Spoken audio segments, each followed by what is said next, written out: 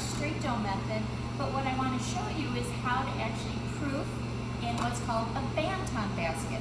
These are Bantons. They're actually bamboo baskets, and this is really just made for proofing. And you can see they have these grooves in there. So what happens is the bread proofs in here, we flip it out so that this pattern is now the top of the bread. So it makes a beautiful pattern in these breads. So let's make the dough first, and then I'll show you how to set up and work with these Banton baskets. Now we are just doing straight dough method. The only thing I want to talk about is here, this is our first time we're working with whole wheat flour, and we have some rye flour. If you look, whole wheat flour always has a little bit of texture to it, so it's a little bit of a brown and white speck. Remember from lecture, whole wheat flour, if you don't use it fast enough, we store it under refrigeration because this has the bran, the germ, and the endosperm in it, so it can go rancid quite quickly. So I have gluten here, I have gluten in the wheat flour, and now rye flour again. Rye flour has absolutely no gluten properties at all because it does not come from the wheat kernel, it comes from the rye kernel. This is dark rye flour, so it's going to give, just a little savoriness to our bread, and it's going to deepen the color. You'll see the color get a little bit darker once it's absorbed into the water. And we have some sunflower seeds. These are unsalted, and this is how we buy them. We have the shells off of them already, and this is the first time we're using oatmeal. So oatmeal is considered a dry ingredient, okay? So you can see I kind of set it up as always when we do straight dough method, how we're going to incorporate it into the dough. So first as always, I'm going to proof my yeast. So again, my water, because I'm using instant active, let's think, what's my water temperature?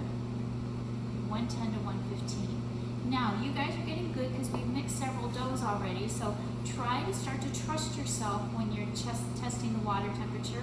It should feel like bath water. You don't have to put your thermometer in every time.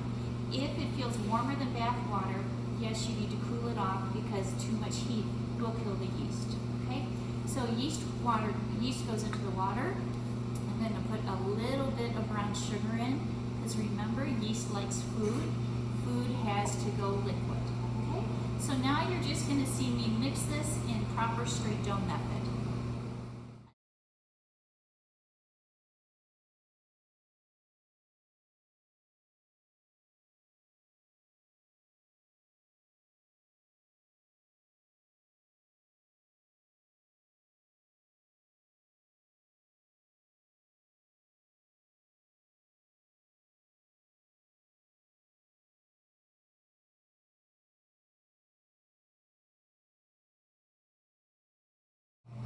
Okay guys, so here we are. Our sunflower bread has actually come out of the proofer, and all I've done is cut it in half, and one I turned into a bowl, and the other I just rocked back and forth to kind of just get it into a torpedo.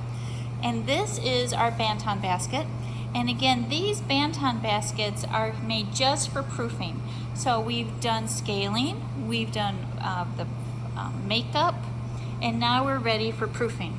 So I'm going to take a little bit of flour. It doesn't matter whether it's all-purpose flour, bread flour, and what I have to do is dust the Banton basket.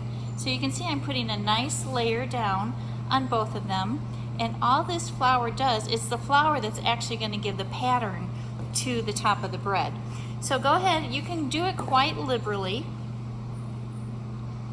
There we go. So you can see it kind of looks like freshly fallen snow.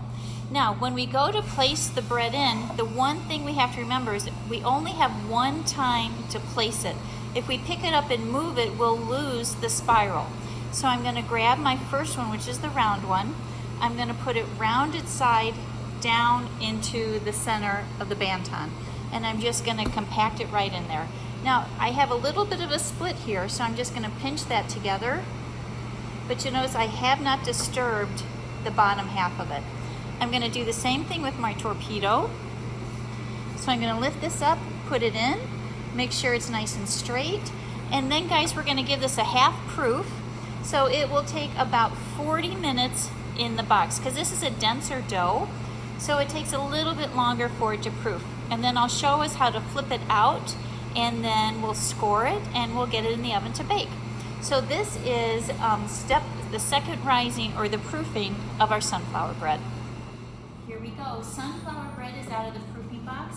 So let's take a look at this first. I can touch it and you can see that it is springy, right? So that is the first sign again that it's done. Now this one I can't really shimmy because it's trapped inside the Banton basket. But what I want to do is kind of simulate hearth baking. Remember, hearth baking is when a freestanding loaf bakes right on the oven shelf. So what I've done, since there's oatmeal in the bread, I put a little bit of oatmeal down on the sheet tray. And now what I need to do is gently invert this. So you notice I'm going to keep my hand on the bread, flip over, and then I'm just going to let it fall. Now, again, because I only placed it, once I placed it, I never moved it, I have the beautiful spiral pattern. I'm going to do the same thing with this guy. I'm going to flip it into my hand, and then look at that, isn't that beautiful? But just like any bread that's a whole loaf, we have to score it. So I just need to get my lam. This guy we're going to score right down the middle, and this one I'm going to score 4 corners. So again, remember with your lam, please always be very careful with it. This is nothing more than a razor blade on the handle. Thumb goes right in the little groove. Remember, we're going to use this edge, never the point, just under it. We want the score to be about 1/4 inch deep, and the faster movement you do, the cleaner the cut will be. So here it is, and look at that.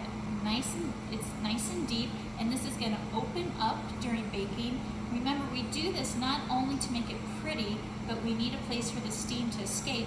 Otherwise, the steam is going to come out the sides, and it's going to cause the loaf to split. Now on the round one, I'm going to do the same thing. I'm going to do 4 cuts though. So right off of the edge, 1, 2, 3, and 4. Now, because I did this in the Banton basket and I had the flour down, there's no need to egg wash. If I were to egg wash this, I would lose my pattern. So this is just ready to go into the oven, 375 oven, internal again, what time? 180 to 185, okay? This will take, again, this is a little bit hardier because it has the rye flour and whole wheat. And let's remember that those are hygroscopic, so they're going to want to pull moisture and hold it. So this one we might end up baking maybe 30 minutes. It will take longer to get it to the 180, 185 mark. When you go to sample this, because it has the rye and the wheat, make sure to let it come to complete room temperature. If you try to eat this while it's warm, you're going to think it's underbaked. Again, that's just because the rye and the wheat are hygroscopic. Anything that has those 2 types of flours, it's actually better to eat the next day. So these have a great shelf life because I can bake them today and I could still sell them tomorrow.